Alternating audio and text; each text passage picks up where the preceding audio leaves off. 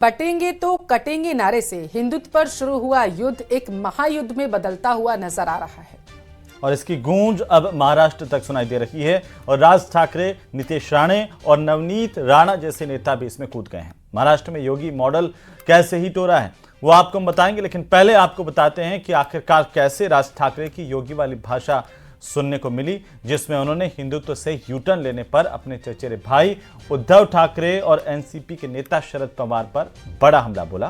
Report देखिए।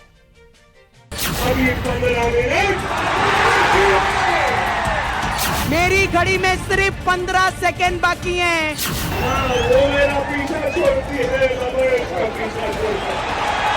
तेरे को 15 मिनट लग रहे होंगे, हम लोगों को 15 सेकेंड लगेंगे ओवैसी।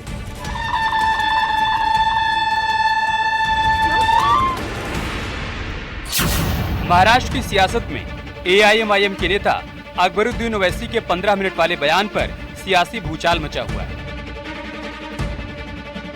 अकबरुद्दीन ओवैसी ने एक बार फिर 15 मिनट वाला नारा दोहराया। अभी 15 मिनट, जिसके जवाब में बीजेपी के नेता नवनीत राणा ने उन पर बड़ा पलटवार किया।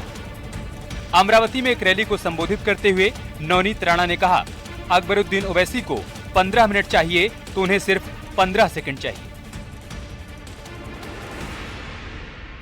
मेरी घड़ी में सिर्फ 15 सेकेंड बाकी हैं। तेरे को 15 मिनट लग रहे होंगे, हम लोगों को 15 सेकेंड लगेंगे ओवैसी। इससे पहले महाराष्ट्र चुनाव में एआईएमआईएम के नेता अकबरुद्दीन ओवैसी ने एक बार फिर से 15 मिनट वाला नारा दोहराया। महाराष्ट्र के संभाजीनगर में अकबरुद्दीन ओवैसी ने चुनावी सभा को संबोधित किया। इस दौरान उन्होंने कहा, कैंपेनिंग का टाइम है 10 बजे, अभी 9:45 बजे, अभी 15 मिनट बाकी है। आगे उन्होंने कहा, न वो मेरा पीछा छोड़ रही है, न मैं उसका पीछा छोड़ रहा हूँ।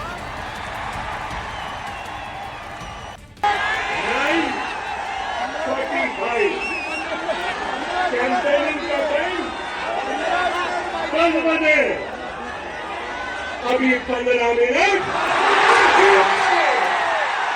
अरे भाई 15 मिनट बाकी है, सबर करिए।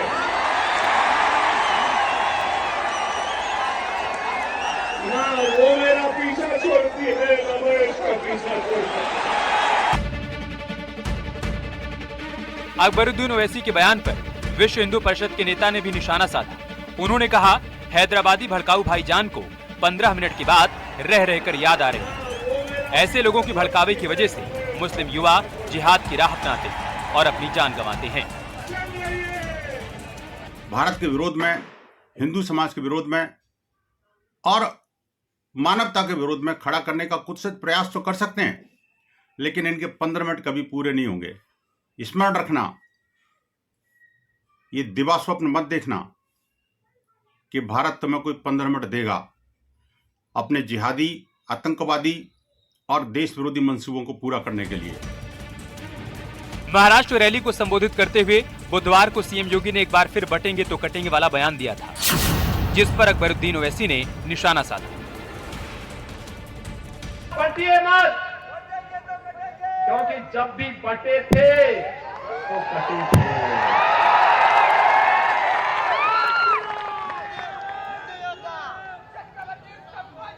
एक है तो नेक है,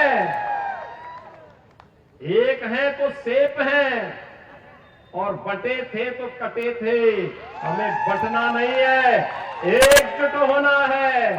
सर पे टोपी पहनने के नाम पर, दाढ़ी पालने के नाम पर जो तुम काट रहे हो, क्या ये तुम्हारी नफरत हिंदुस्तान के सबसे बड़ी अखिलियत से, क्या ये मुल्क को कमजोर नहीं कर रही है? महाराष्ट्र में विधानसभा चुनाव और यूपी में विधानसभा की 9 सीट पर उपचुनाव को लेकर वार पलटवार जारी है।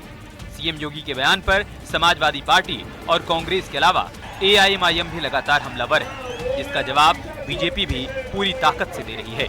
न्यूज़ 18 के लिए ब्यूरो रिपोर्ट। अभी 15 मिनट।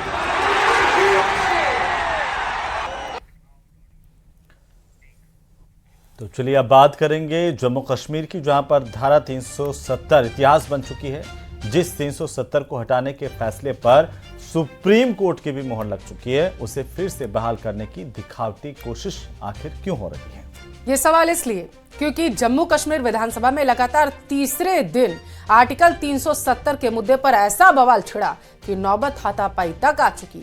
नेशनल कॉन्फ्रेंस और कांग्रेस की सरकार जम्मू कश्मीर में धारा 370 की बहाली का प्रस्ताव विधानसभा में ले आई है तो बीजेपी बिफर उठी है और उसके बाद ऐसा हंगामा खड़ा हुआ कि जम्मू कश्मीर विधानसभा जंग का अखाड़ा बनता हुआ नजर आया। रिपोर्ट देखिए।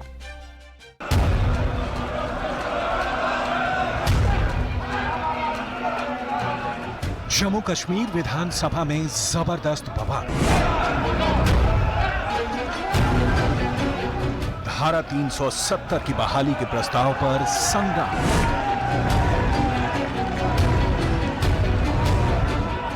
हंगामा हाई। 370 पर छिड़ी माननीयों में लड़ाई।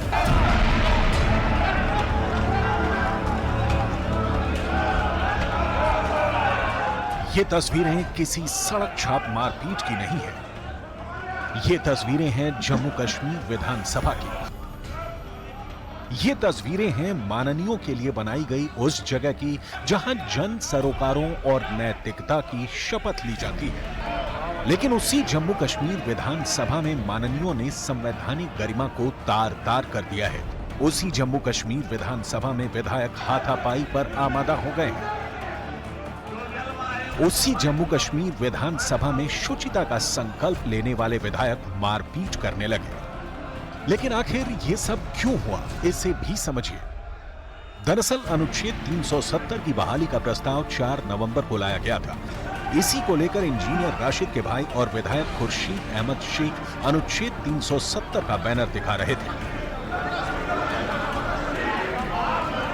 जो हम लोग हैं जो हिंदुस्तान को मजबूत करना चाहते हैं, ये हम लोग हैं जो भारत माता को मजबूत करना चाहते हैं।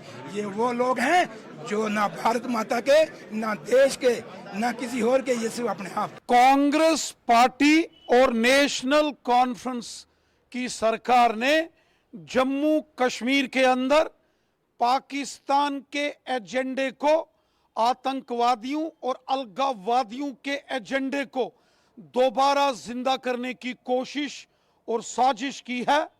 जम्मू कश्मीर की विधानसभा का धारा 370 से कोई लेना देना नहीं है। लेकिन इस पर विपक्ष के नेता सुनील शर्मा ने आपत्ति दर्ज कराई। नतीजा ये हुआ कि बात लगातार आगे बढ़ने लगी और फिर पक्ष और विपक्ष में संग्राम शुरू हो गया। देखिए, रेजोल्यूशन पास हुआ, चाहिए ये था हिज़्ब इख्तिलाफ के लिए कि वो शुक्रिया की तहरीक पर बहस में शामिल हो जाए और अपनी बात रखे। उनके पास मौका था, वो शुक्रिया की तहरीक पर जब बोलते हैं तो उसमें सारा इहाता हो सकता है, हर एक बात पर कैसी जाती, लेकिन वो ये कैमोफ्लेज बना रहे। जो भी हुआ अच्छा नहीं हुआ और बीजेपी की तरफ से जिम्मेदाराना रोल रहा नहीं। मेरी नज़र में अब जबकि रेजोल्यूशन अडॉप्ट हुआ, उनकी मर्जी है वो इत्तेफाक ना कर लें उससे। वो जो अपनी बात रखना चाहते हैं रखें। स्पीकर साहब ने बार बार कहा। नेशनल कॉन्फ्रेंस के नेता सुनील शर्मा के उस बयान से भड़क गए जिसमें उन्होंने आरोप लगाया कि स्पेशल स्टेटस के तहत न सिर्फ अपने महल बनवाए गए बल्कि कब्रिस्तान भी खड़े किए गए। सुनील शर्मा के इस बयान ने आग में घी का काम किया और हालात ये हो गए कि बीच बचाव के लिए मार्शल को आना पड़ा। लेकिन हालात तब भी काबू में नहीं आए।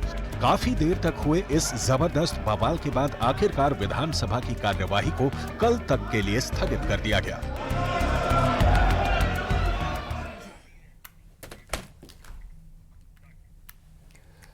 यूपी में विधानसभा की 9 सीट पर 20 नवंबर को उपचुनाव की वोटिंग है, लेकिन उससे पहले समाजवादी पार्टी के ऑफिस के बाहर पोस्टर वॉर छिड़ता हुआ नजर आया है। तो वहीं मुख्यमंत्री योगी आदित्यनाथ के बटेंगे तो कटेंगे वाले बयान को लेकर के सियासत भी यहां पर हो रही है। समाजवादी पार्टी के नेताओं की ओर से रोज नए पोस्टर यहां लगाए जा रहे हैं और इस बार सपा नेता की तरफ से लगाए गए पोस्टर में अखिलेश यादव के साथ राहुल गांधी की तस्वीर भी है। इसमें लिखा है कि न बटेंगे न कटेंगे, एक हैं और एक रहेंगे। रिपोर्ट देखिए।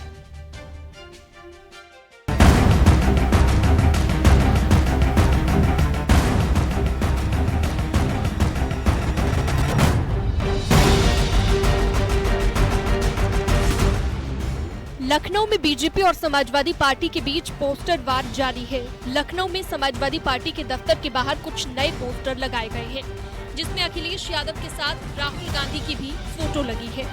पोस्टर पर लिखा है, न बटेंगे न कटेंगे, एक हैं और एक रहेंगे। सपा कार्यालय के बाहर कुछ नए पोस्टर्स दिखाई दे रहे हैं। हम इस वक्त सपा के पार्टी कार्यालय पर मौजूद हैं, जहां हमारे पीछे आप दो पोस्टर्स देख पाएंगे, जिनमें पहला जो पोस्टर ये लगा है, इस पे लिखा है कि पीडीए की होगी जीत, एकता की होगी जीत, गंगा जमुना तहजीब को ना ही बंटने देंगे, ना ही समाज की एकता को कटने देंगे। समाजवादी पार्टी के प्रवक्ता अभिषेक वाजपेयी की तरफ से ये पोस्टर लगाया गया है। इसके ठीक बगल में राहुल गांधी की तस्वीर के साथ में अखिलेश यादव का पोस्टर लगाया गया है, जिसमें लिखा है कि न बटेंगे न कटेंगे, एक हैं और एक रहेंगे। तो यहाँ पर समाजवादी पार्टी के जो नेता हैं, उनकी तरफ से ये पोस्टर लगाया गया है। इसके अलावा कुछ और पोस्टर भी लगे हैं, जिसमें लिखा है, मठाधीश बांटेंगे और काटेंगे, पीडीए जोड़ेगी और जीतेगी। एक पोस्टर में लिखा है, गंगा जमुनी तहजीब को नहीं बंटने देंगे और न ही समाज की एकता को कटने देंगे। इन पोस्टर को सीएम योगी के उस बयान के जवाब में देखा जा रहा है, जिसमें उन्होंने कहा है कि बटेंगे तो कटेंगे। कभी बटे थे तो कटे थे।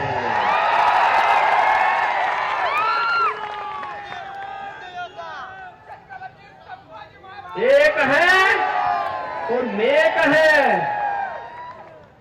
एक है तो सेफ है, और बटे थे तो कटे थे। समाजवादी पार्टी का कहना है कि बात सिर्फ पोस्टर की नहीं है। बीजेपी इन दिनों अखिलेश यादव और राहुल गांधी के साथ आने से घबराई हुई है।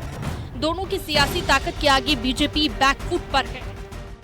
अब बीजेपी आरएसएस के सपने में अगर कोई दो चेहरे आते हैं तो वो माननीय अखिलेश यादव जी और आदरणीय राहुल जी हैं। तो ये सिर्फ पोस्टर की बात नहीं है, ये बीजेपी आरएसएस के ख्वाब में आने वाले दो चेहरे हैं, जो भारत के संविधान, जातिगत जनगणना, ओल्ड पेंशन स्कीम और जो स्वाधीनता संग्राम का जो सपने का भारत था, समाजवादी भारत बनाने का काम माननीय अखिलेश यादव जी कर रहे हैं। बात से पोस्टर की नहीं है। बीजेपी का कहना है कि बटेंगे तो कटेंगे का नारा सही निशाने पर लगा है, जिसके चलते इंडी गठबंधन में तिलमिलाहट है। कांग्रेस और समाजवादी पार्टी इसकी काट खोजना चाह रहे हैं, लेकिन उन्हें कुछ समझ में नहीं आ रहा।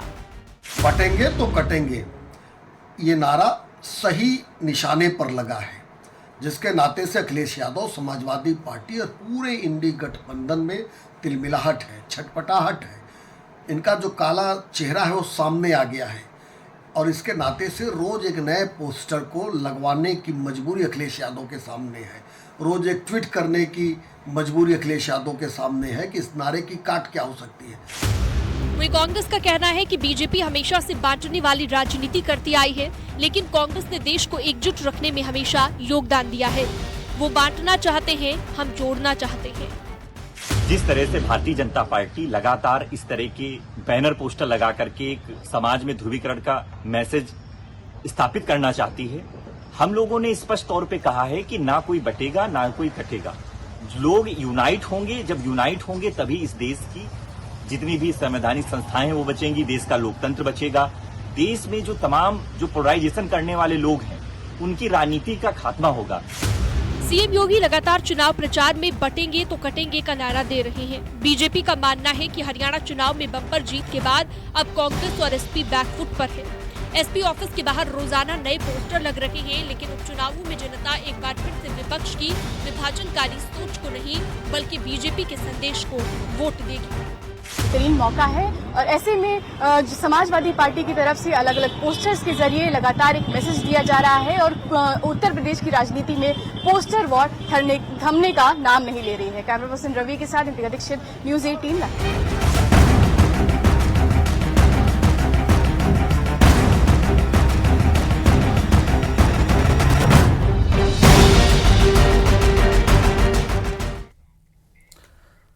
और चलिए अब बात करते हैं सनातन बोर्ड की, क्योंकि चित्रकूट पहुंचे संघ प्रमुख मोहन भागवत ने एक बड़ा बयान दिया, जिस पर अब सियासी घमासान शुरू हो गया है। मोहन भागवत ने सनातन धर्म की रक्षा के लिए समर्पण की बात पर जोर दिया। उन्होंने कहा कि संतों के काम में कोई बाधा न आए, इसलिए संघ का काम है कि द्वार पर डंडा लेकर संतों की सेवा में वो तत्पर खड़े रहें। रिपोर्ट देखिए आप।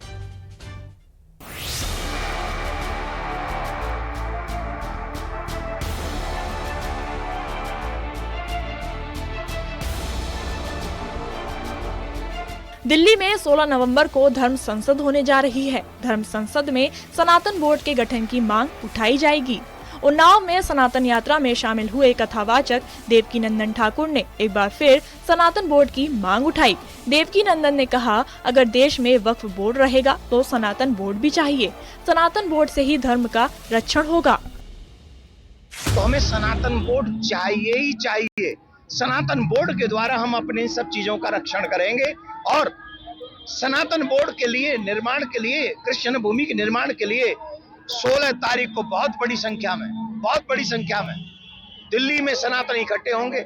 और जो भी आपके चैनलों के माध्यम से सुन रहे हैं, हम सबसे कह रहे हैं 16 तारीख को इतनी बड़ी संख्या में आइए कि दिल्ली और जितने भी पॉलिटिशियन हैं वो सनातन बोर्ड बनाएं। कथावाचक देवकीनंदन ठाकुर यही नहीं रुके। उन्होंने कहा कि देश में गजवा ए हिंद की नहीं, अब भगवा ए हिंद की बात होगी। गजवा हिंद की बातें क्यों हो सकती है इस देश में?